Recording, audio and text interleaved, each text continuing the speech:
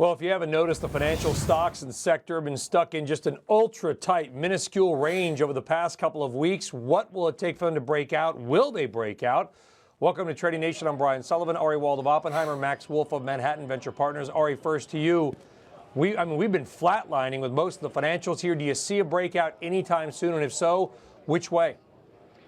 Let me start by saying this. We're underweight the financial sector. We think this is where the risk in the market is right now. We think a lot of these banks have a difficult time in the face of a flattening yield curve. But really, as a testament to how strong this market is right now, we think even some of these laggard areas are starting to show signs of turning higher. If we look at XLF on an absolute basis, the sector is showing some signs of reversing its year-long downtrend. So, from a trading basis, I think it sets up for a move to $25 resistance. That was the prior peak from last December. On a relative basis, we just see better opportunities elsewhere, let's put it. Better opportunities elsewhere. Max Wolff, do you see opportunities in the financials, and do you see a breakout coming anytime soon?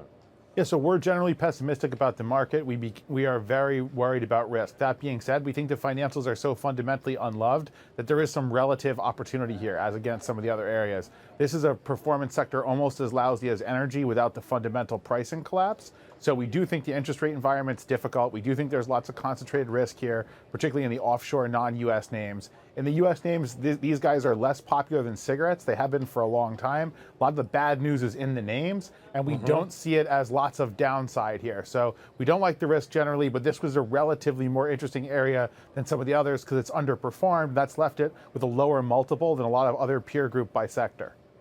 Yeah, just when you say overseas, because some of the Italian banks are down 50 to 75% this year.